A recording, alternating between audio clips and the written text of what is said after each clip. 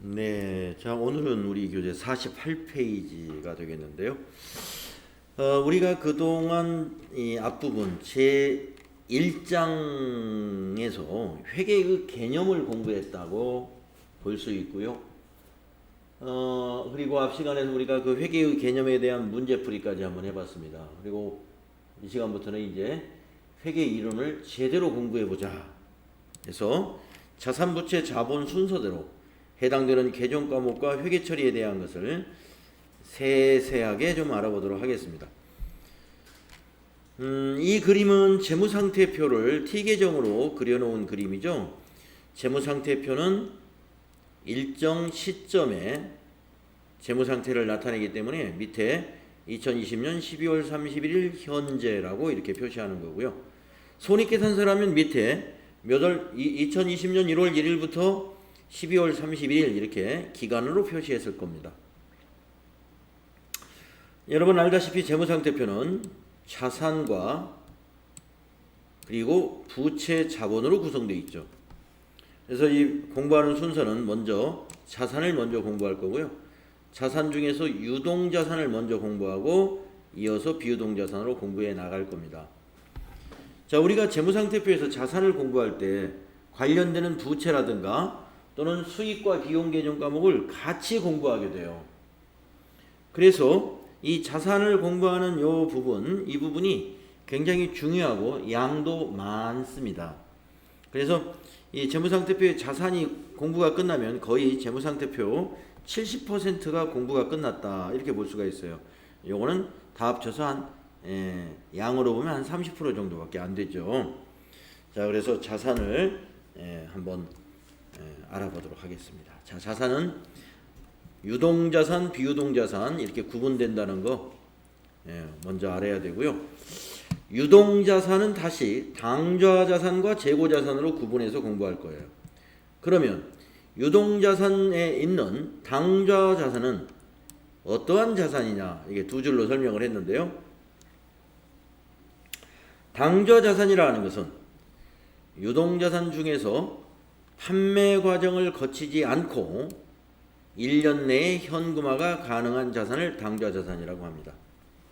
판매 과정을 거치지 않고 현금이 된다 이런 얘기죠. 그리고 단기에 1년 내에 그래서 유동자산이면서 당좌라고 부르는 거예요. 자, 어떤 개념 과목들이 있는지 한번 살펴보겠습니다. 현금 및 현금성 자산이라는 것은 이 통합개정 과목이죠. 이거는 개별 개정 과목은 아니에요. 통합개정 과목입니다. 그래서 이 현금 및 현금성 자산에 통합할 수 있는 개정 과목으로 어떤 것들이 있느냐 알아보면 첫째, 현금이라는 개정 과목. 우리가 그동안 앞에서 회계의 순환과정 공부할 때도 현금은 여러 번 써먹었었습니다. 현금이라는 개정 과목. 현금이 무엇인지 모르는 사람은 거의 없죠. 그러나 한번 읽어보겠습니다. 자, 이 부분은 그냥 생략하고, 현금 하면 통화라는 것은 지폐나 동전을 가리키는 말이에요. 두 번째, 통화 대용증권, 이것도 현금이에요. 통화 대용증권이라는 것은 지폐나 동전처럼 쓸 수 있는 것을 말하는 겁니다. 대표적인 거 두 개만 알아두시면 돼요. 은행이 발행하는 자기압수표, 이거 지폐하고 똑같아요. 또 타인이 발행한 당좌수표, 이것 또한 자기압수표하고 똑같이 현금으로 취급을 받습니다. 그 외에 송금수표, 우편환증서, 배당금 지급 통지표, 만기도래 국공채 및 회사채 이자표 등이 있는데 뒤에 있는 것은 이런 것들이었다 하는 게 기억이 날 정도로만 알아두시고 좀 잘 기억해야 될 건 자기압수표, 당좌수표 이게 다 뭐다? 통화하고 같다. 자기압수표, 당좌수표 통화하고 같다. 다만 이 앞에 있는 말 자기압수표는 당연히 은행이 발행한 것밖에 없어요. 자기압수표라는 것은 은행이 발행인으로 되어 있는 수표가 자기압수표예요. 그런데 당좌수표는 앞에 굳이 타인이 발행했다는 말을 넣었죠. 우리 회사가 발행한 것은 현금이 아닙니다. 타인이 발행한 것을 우리는 개정 과목을 현금으로 쓴다는 거죠. 우리 회사가 발행한 당좌수표도 요 밑에 바로 나와요. 여기에서. 예.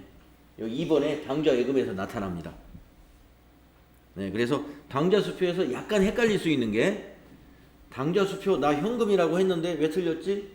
그 당좌수표는 아마 우리 회사가 발행한 당좌수표였을 거예요. 그건 현금이 아니에요. 그래서 현금으로 분개하는 당좌수표는 타인 발행 당좌수표다. 이것을 좀 기억을 잘 해주십시오. 자, 현금이 이 정도 정리하면 됩니다.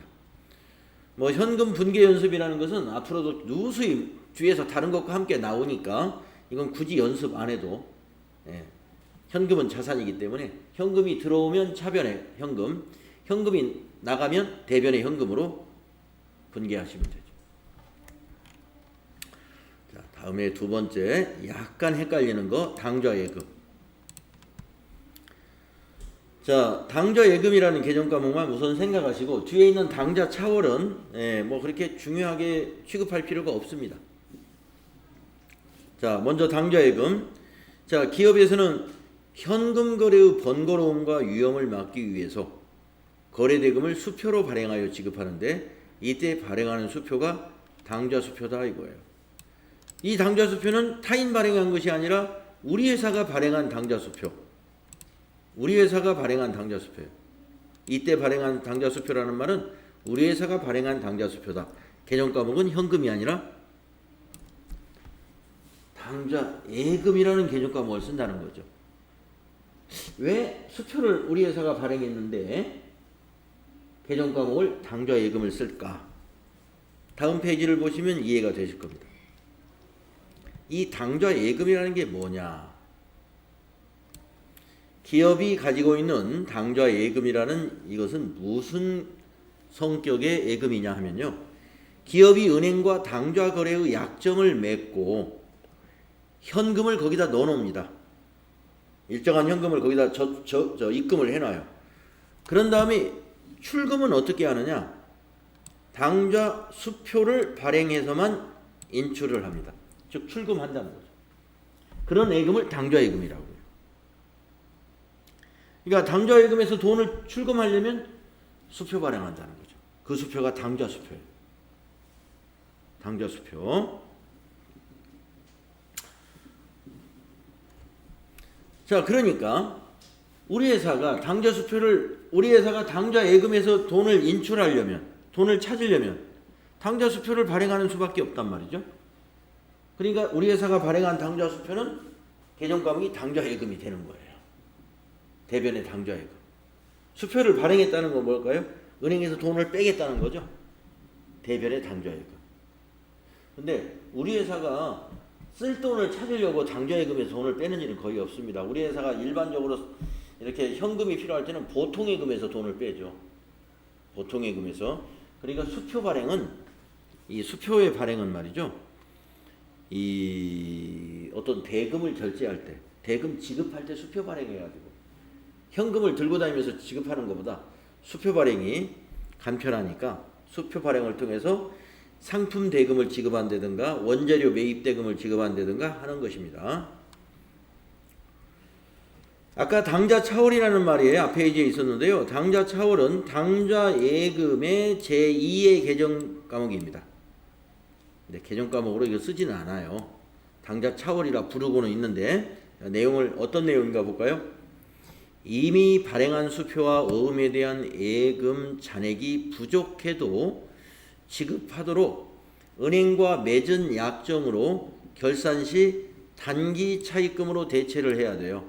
그러니까 임시로 당좌차월이라고는 하지만 결산할 때는 개정 과목을 이걸로 고쳐서 표시해야 됩니다. 단기 차입금. 여러분, 당좌차월이 회사의 당좌예금에 마이너스가 발생하면 그게 당좌차월이에요. 우리 개인의 마이너스 통장과 같은 거죠.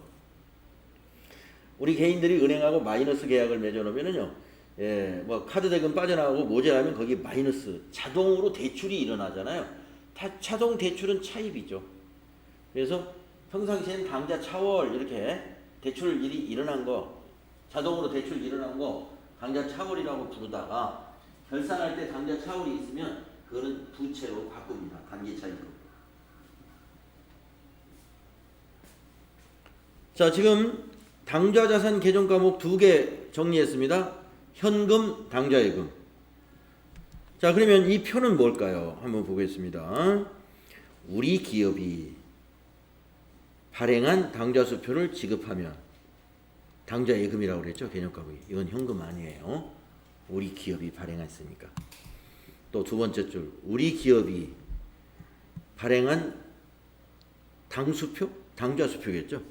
당좌수표를 수취하면, 수취라는 건 받으면 이 말이죠. 차변의 당좌예금. 우리 회사가 수표를 발행했는데 왜 우리 회사가 다시 받을 수 있나요? 그런 일이 있을 수는 있겠죠. 우리 회사가 거래처에다가 무슨 대금으로 우리 회사가 수표를 발행해서 줬는데 그 회사에서 은행에다 제시를 안 하고 금고에 이렇게 가지고 있다가 다시 그 회사가 우리한테 줄 돈이 있어가지고 우리가 발행했던 수표를 다시 가져와서 주더라. 그런 겁니다. 그러면 은행에서 빠져나간 줄 알고 대변의 당좌예금 했는데 안 빠져나갔네? 다시 우리 회사가 수표가 돌아오니까 그러면 차변의 당좌예금을 다시 늘려줘야죠. 아시죠? 당좌예금이 자산이니까 거래의 결합관계에서 보시면 자산을 차변에 기록하면 자산의 증가요, 대변에 기록하면 자산의 감소잖아요.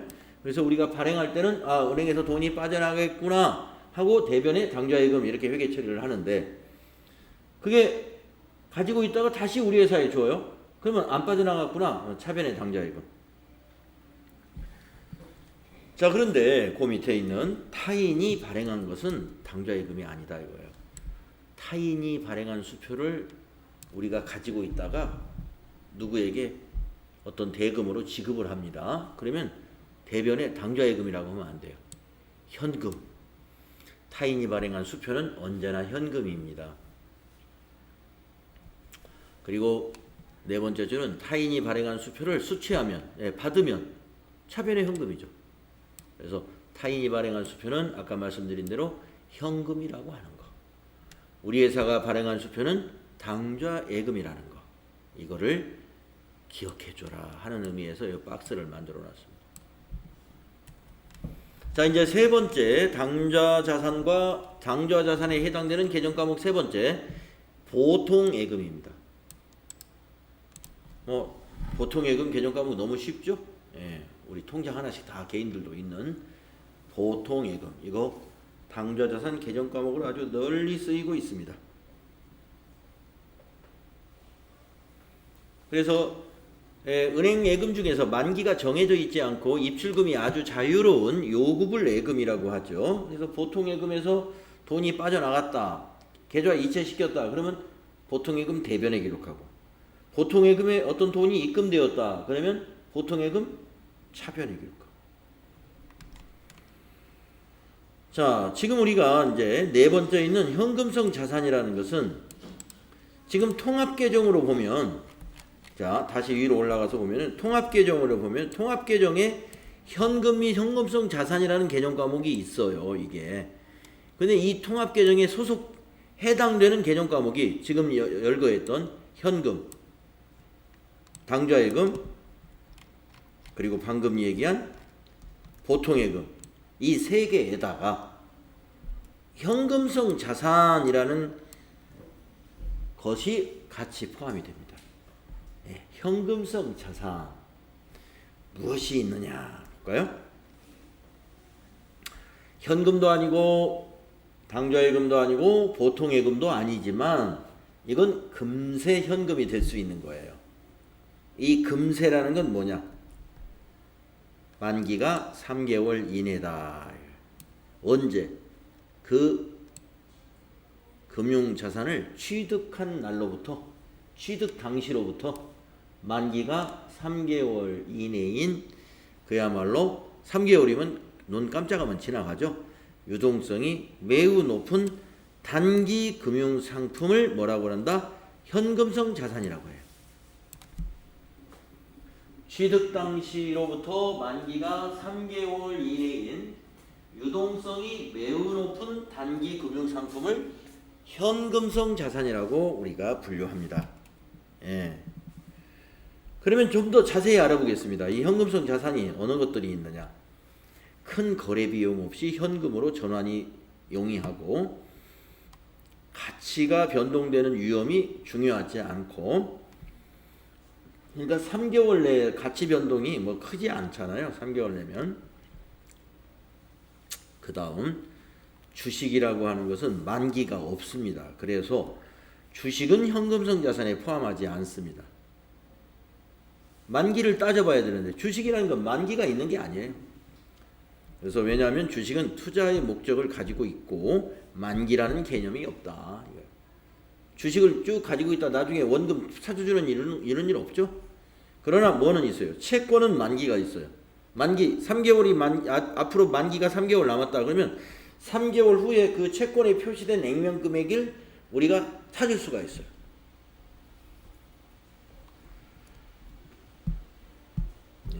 그래서 현금성 자산에 속하는 채무증권, 이 채무증권이 채권이라는 뜻이에요. 현금성 자산에 속하는 채무증권 및 단기금융상품의 만기는 재무상태표 결산일 현재 기준으로 만기를 따지는 게 아니라 취득 당시 기준으로 만기를, 아까 여기 앞에 나왔죠? 취득 당시 만기가 3개월 이내일 때 분류를 현금성 자산으로 분류하면 된다. 어떤 것을? 채무증권 또는 금융상품에 채권만 있는 게 아니라 CD, CP 이런 그 제2금융권에서 판매하는 금융상품들이 있어요. 그러한 부분을 우리는 현금성 자산으로 취급합니다. 자, 그러면 여기까지가 뭐예요? 현금 및 현금성 자산 개정 과목 모두 4가지를 알아봤습니다.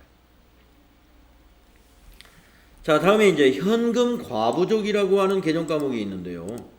이거는 임시 개정 과목이죠. 예. 임시라는 건 일시적으로만 쓰는 겁니다. 일시적으로 사용하는 개정 과목. 어느 때 쓰느냐면요. 현금 과부족이라는 건 현금이 남거나 부족할 때 쓰는 개정 과목이에요. 현금 과부족. 남거나 부족하다 이런 뜻이거든요.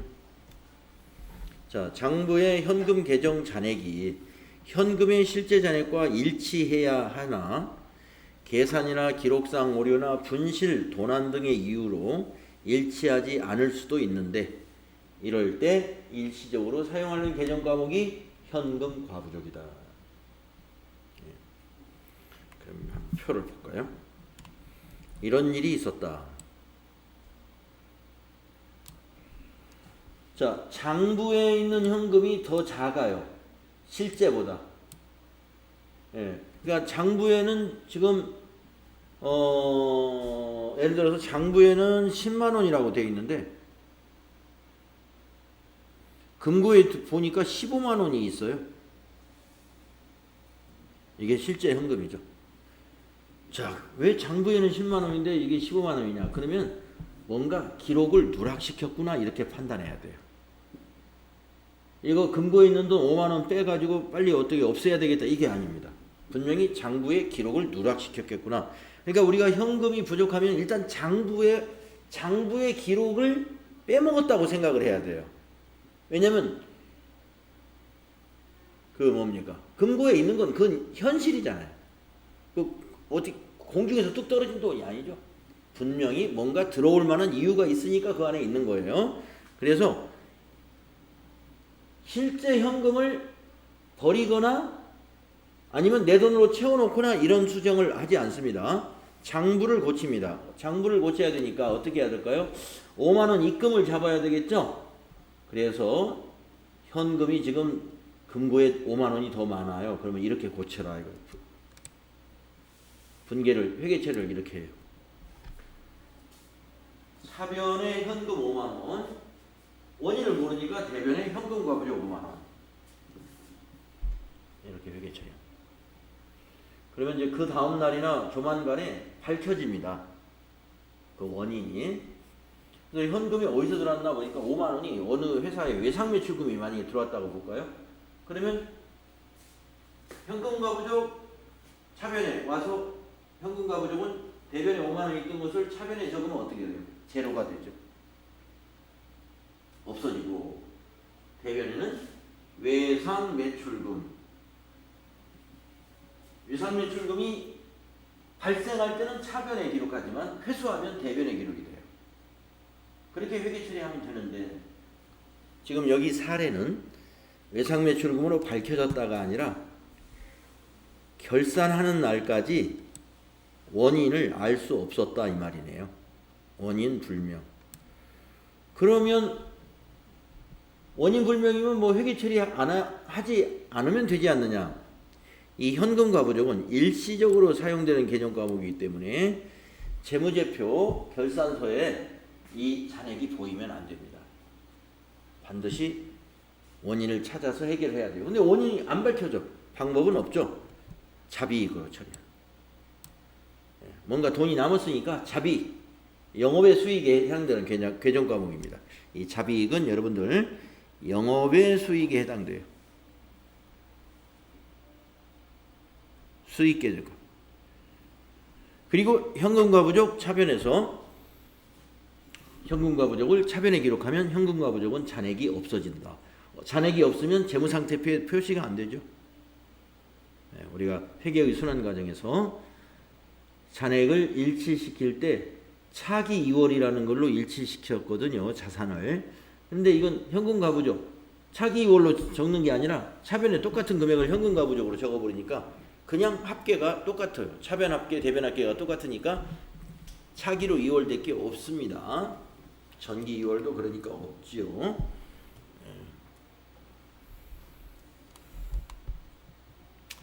그래서 영업의 수익인 자비익 처리를 합니다.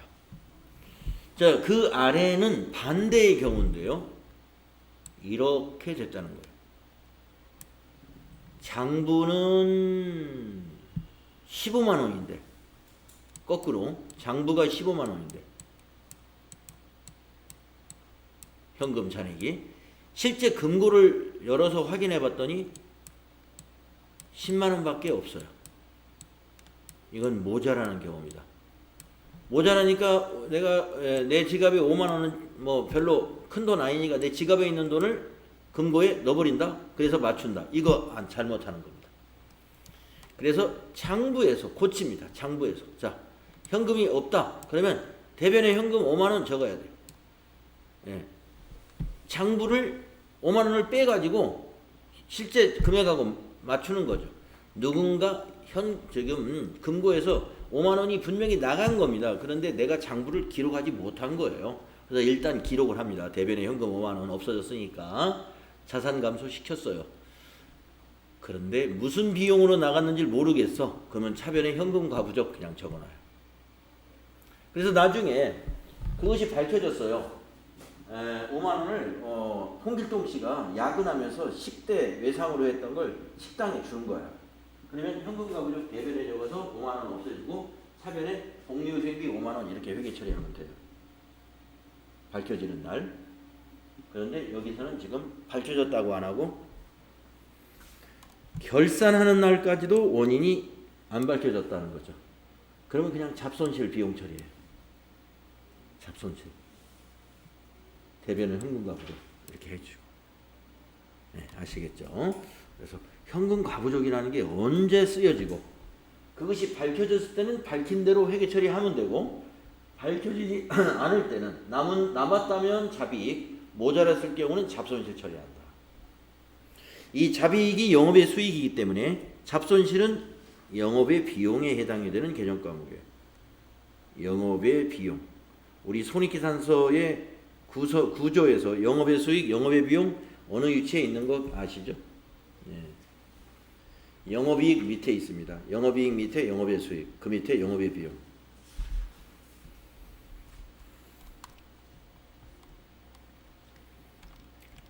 자, 50페이지 보시면 이제 단기 금융상품. 우리가 단기 금융상품을요, 다른 말로 이렇게 말하기도 해요.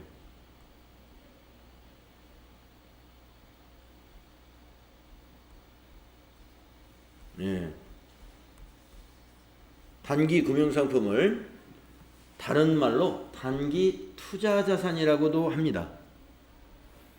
네, 단기 투자 자산이라고 하면은 아, 단기 금융 상품이구나 이렇게 받아들이면 돼요. 자, 단기 금융 상품은 단기 투자 자산하고 같은 거고요. 어떤 거냐면은 만기가 1년 이내에 도래하는 금융 상품으로 현금성 자산은 아니죠. 왜? 현금성 자산이라 하는 것은 취득 시 만기가 3개월 이내인 거잖아요. 3개월 이내인 금융상품이 현금성 자산이었어요. 바로 앞에 페이지에서.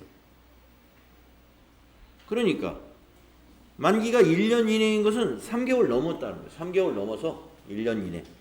예. 이것은 단기 금융상품이라고 합니다. 어떤 개정 과목들이 있느냐. 정기예금. 그리고 여기서 적금이라고 그냥 했습니다만은 정기적금이죠. 예. 정기예금, 정기적금. 지금 두 개 개정 과목을 이게 정기예금과 적금에서 여기 개정 과목 밑에 나오네요. 정기예금, 정기적금. 1년짜리. 1년 이내인 거예요. 또 이것이 2년, 3년 정기예금이면 또 달라요. 이건 단기가 아니에요. 단기 금융상품이 아니고 그냥 투자 자산이에요.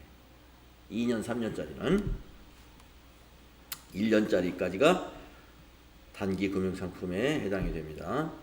그 다음에 우리가 은행에서는 정기예금, 정기적금 하는 상품이 있지만 기타 단기금융상품을 판매하는 금융기관도 있습니다. 그래서 만기가 1년 이내에 도래하는 금융기관에서 판매하고 있는 아주 다양한 금융상품들이 있는데 양도성 예금증서다 해서 영어로 CD, 또 종합자산관리계좌다 해서 CMA, MMF, 환매채다 그래서 RP, 기업보험 같은 상품을 CP 이렇게 불러요. 그래서 이러한 단기 금융상품들 이것도 단기 금융상품에 해당이 됩니다. 자, 그래서 단기 금융상품 하면은 정기예금, 정기적금, 그 외에 기타 단기 금융상품들 이런 것들이 쫙 있는데 여기서 그 세 번째 있는 이게 시험에서는 아주 많이 나와요. 단기 매매증권. 이것도 단기 금융상품입니다. 단기 매매증권은 시험에서 아주 잘 나오기 때문에 밑에 단기 매매증권에 대해서 굉장히 자세하게 설명을 해놓습니다.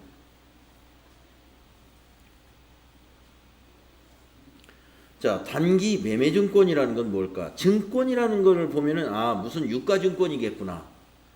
네, 어떤 것이 있나 보겠습니다. 단기 내에 매매 차익을 얻기 위한 목적으로 시장성 있는 주식이나 사채나 공채를 구입하는 경우 단기 매매증권으로 회계 처리합니다. 자, 단기 매매증권이 우선 단기 내에 매매 차익을 얻기 위한 목적이다. 우리가 항상 회계에서는 단기 하면 여러분이 1년을 떼올리시면 돼요. 1년. 예. 뭐 이건 1년 정도 내가 1년 안에는 팔아야 돼. 내년에는 이거 내년에는 현금화 시켜서 내가 사용할 때가 있어요. 그러나 올해 1년 동안은 내가 여유가 있으니까 이거 한번 유가증권 투자나 해볼까 하고 주식을 샀어요. 그러면 그게 단기 매매증권이에요. 개정과목은. 그런데 모든 주식이 다 그러느냐? 시장성이 있다는 것이 또 여기서 단기 매매증권은 시장성이 있어야 돼요. 시장성이 있다는 것은 가로에 써놨죠. 매수와 매도가 적극적이고 빈번하다. 그러니까 주식이라면 사고 파는 거래가 빈번하게 일어나는 주식이어야 된다 이런 얘기죠. 우리가 사고 파는 거 빈번하게 일어나는 게 보통 상장회사 주식들이잖아요. 매일같이 주식시장이 열리니까 거기다 하여튼 내놓으면 잘 팔리죠. 상장, 공개된 주식들은.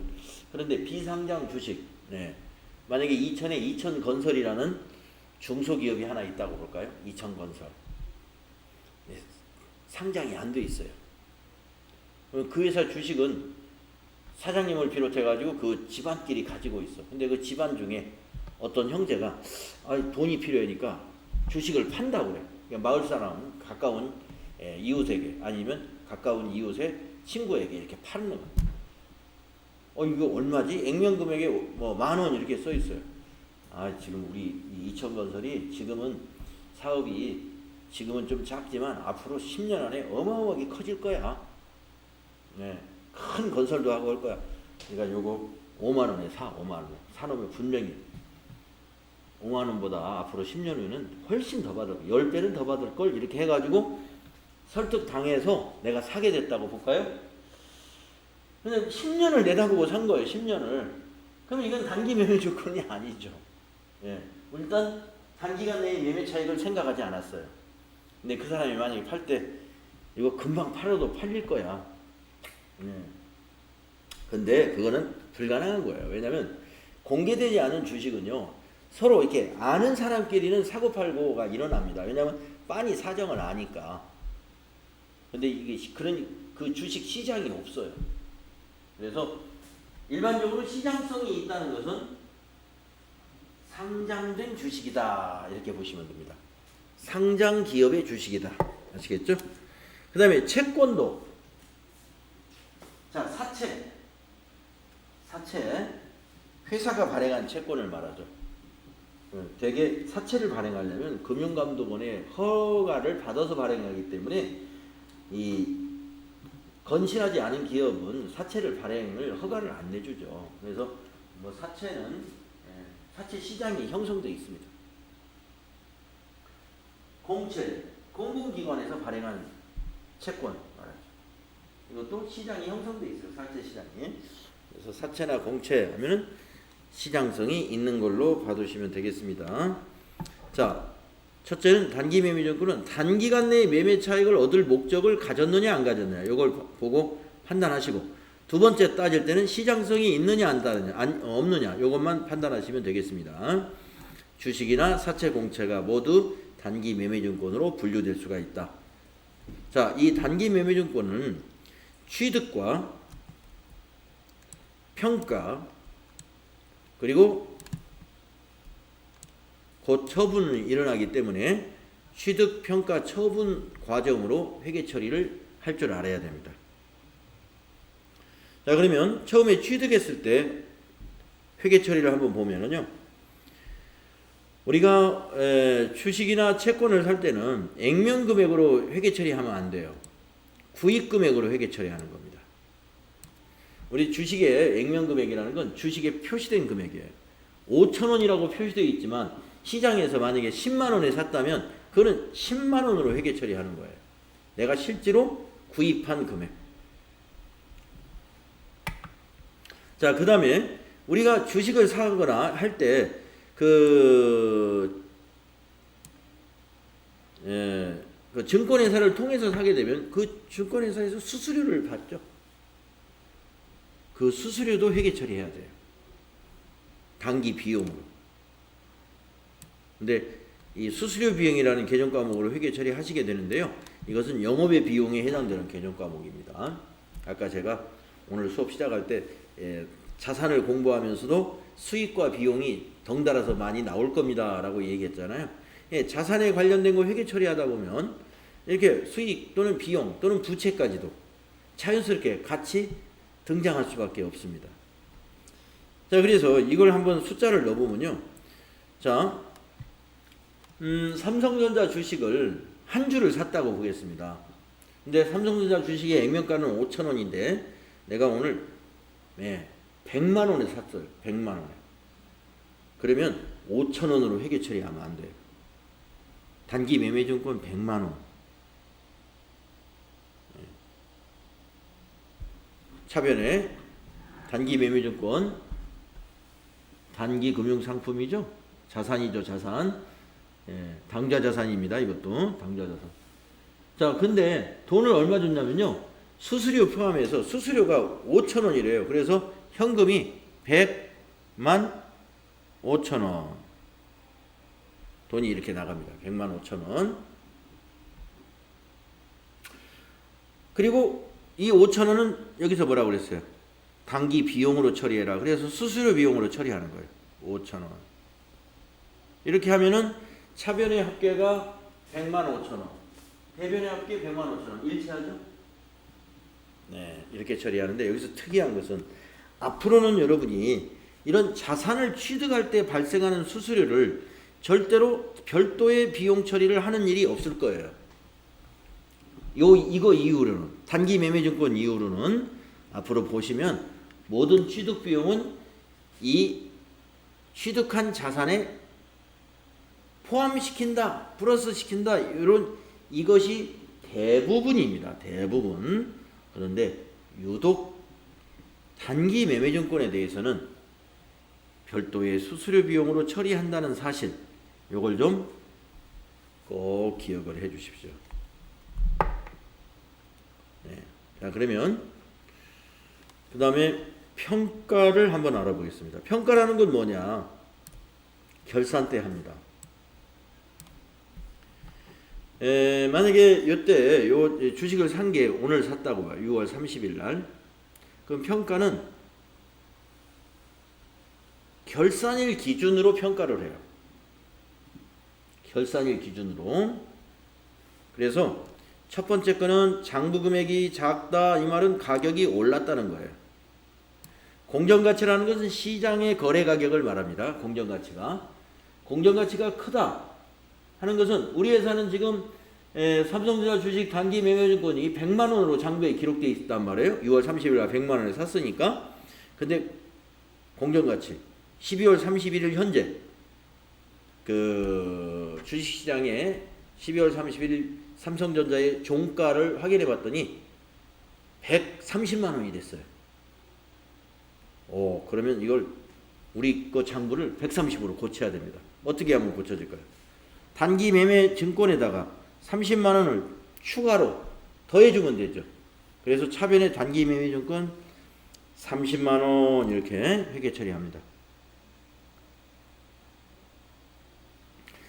자, 우리는 회계가 복식회계, 복식부기이기 때문에 차변의 단기 매매 증권 자산을 30만 원 증가시키면 이제 공정가치하고 똑같아졌죠? 자산은. 그건 대변에 뭘 기록해야 돼요. 그래서 우리는 단기 매매증권 평가이익이라는, 이것도 영업의 이익입니다. 영업의 이익. 영업의 이익이 발생시키는 거예요. 단기 매매증권 평가이익, 영업의 이익. 이거 30만 원인 거죠. 수익 발생 30만 원. 그래서 요 수익 발생은 손익계산서로 가고, 30만 원은 차변에 있는 단기 매매증권은 자산이니까 재무상태표로 가서 저 단기 매매증권에 더해지는 거죠. 이것이 평가입니다. 그 밑에는 예를 거꾸로 지금의 반대의 경우로 들었어요. 장부 금액이 더 크다. 장부 금액이 더 크다는 얘기는 가격이 떨어졌다는 얘기입니다. 가격이 하락을 했어요. 하락을 하면 어떻게 될까요?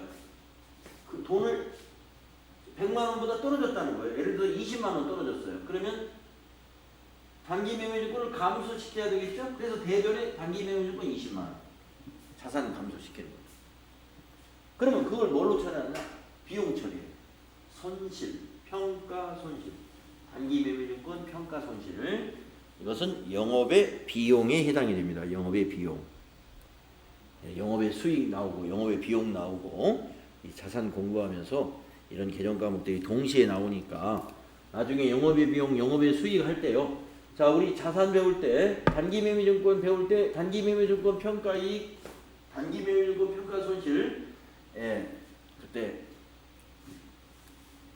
언급을 했었죠 하면 여러분 생각이 나실 거예요. 자, 그래서 평가를 이렇게 해 둡니다. 자, 우리는 가격이 올랐다고 보겠습니다.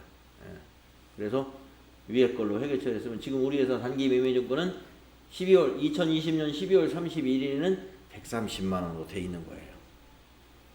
딱 한 주만 있다고 가정을 하고 130만 원으로 돼 있다.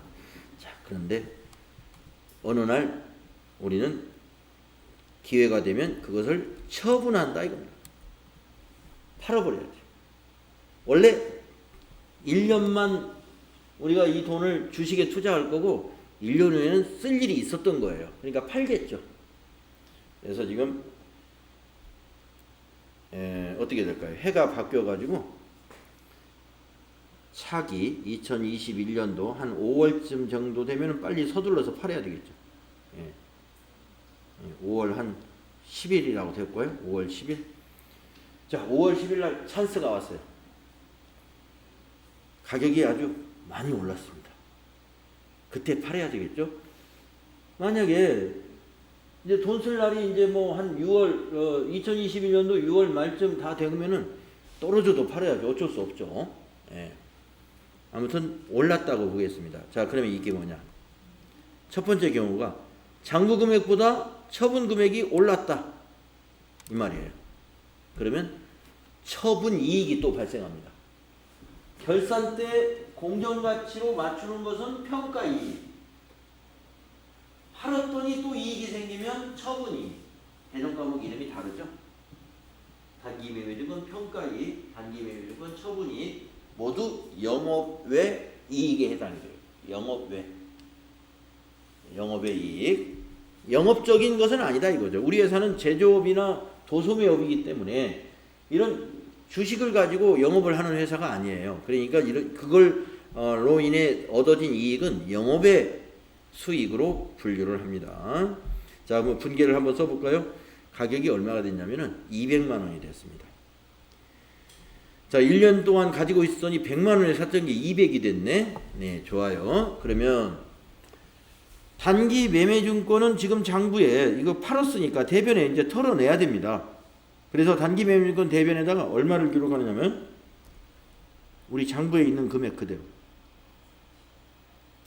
130이 지금 장부 금액이에요. 그래서 대변의 단기 매매증권 130은 자산 감소가 되는 거죠. 자산 감소. 자, 그리고 돈은 얼마 받았느냐? 여기는 지금 수수료가 이 얘기가 안 나왔는데 수수료까지 한번 넣어보겠습니다. 아까 매입할 때 수수료 있었죠? 네. 이 회사는 매입할 때는 수수료를 받고 팔 때는 수수료를 안 받는 증권회사인가 봐요. 근데 우리는 팔 때도 수수료가 있다고 한번 가정해 보세요. 예. 판매할 때도 수수료가 있다. 자, 그런데 얼마에 파느냐면 200이 아까 주식이 200이라고 그랬죠? 네. 수수료가 똑같이 5,000원이 붙었어요. 그러면 돈을 얼마가 현금을 받을 수 있냐면 195만 5천원을 받습니다. 5천원은 수수료 때문에 못 받아요. 그러면 단기 매매증권 처분이익은 얼마냐 이거예요. 이 두 금액의 차이가 처분이익이에요. 네, 65만 5천원. 이게 단기 매매증권 처분이익입니다. 자, 130짜리를 200에 팔았으면 70만원이 이익이어야 되는데 70만원이 아니라 5천원이 줄어들어 버렸죠. 그리고 왜 수수료가 여기 분기에 안 나타나지? 안 나타나야 됩니다. 이것이 이제 회계 처리의 그 세부적인 내용들인데 이 단기 매매증권 매입 수수료, 처분 수수료 있잖아요. 매입 수수료는 수수료 비용이라는 별도의 계정 과목을 만들 수밖에 없어요. 수수료 비용 처리하려면. 그런데 처분을 할 때 이익이 나잖아요. 그러면 이 단기 매매증권 처분 이익도 이게 영업의 이익입니다. 영업의 이익. 예, 그리고 수수료가 발생하면 저와 똑같이 수수료 비용, 영업의 비용이 발생한단 말이에요. 자, 한 건의 거래에서 영업의 수익과 영업의 비용이 발생하죠. 그러면 두 개를 발생시키지 않아요. 이 영업의 이익에서 비용을 직접 빼버려요. 그래서 65만 5천원을 단기 매매증권 처분 이익으로 보는 겁니다. 그러니까 말로 설명하자면, 다시 설명하자면 여기 있네, 여기 있구나. 처분 시 수수료 등의 비용은 단기 매매증권 처분 손익에다가 더하거나 감한다. 지금은 감한 경우. 만약에 손실이 발생했다면 어떻게 될까요? 손실이 발생한다면 손실에다가 요 수수료까지 더 손실이 커지는 거죠. 그래서 그때는 단기 매매증권 처분 손실이 더 증가하고 5,000원 더 증가하게 되는 거고, 지금의 경우는 단기 매매증권 처분 이익에서 5,000원이 빠지는 거고 수수료 때문에. 그래서 지금은 빠지는 경우, 밑에 있는 경우는 더해지는 경우입니다. 단기 매매증권 처분 손실에 더해집니다. 이런 경우는. 그래서 이 수수료 쪽도 좀 신경을 써야 됩니다. 취득할 때 수수료는 수수료 비용이라는 별도의 영업의 비용 개정 과목을 별도로 써야 되고, 처분 시에는 수수료를 별도로 회계 처리를 안 하면서 처분 이익이 났으면 이익에서 빼주고 처분 손실이 났으면 손실에 더해진다. 회계 처리하는 요령은 이와 같이 알고 계셔야 돼요. 자, 단기 매매 증권은요 정말 시험에 많이 나옵니다. FAT 1급에서 아주 많이 출제를 하고 있는 개정 과목이니까요. 이 흐름을 잘 알아두시고 뒤에서 이것과 관련된 문제도 많이 나올 겁니다. 자, 우리가 지금 당좌 자산의 단기 매매 증권까지 했습니다. 자, 10분간 쉬었다가요. 다음 시간에는 당좌 자산의 매출 채권 쪽을 공부하겠습니다.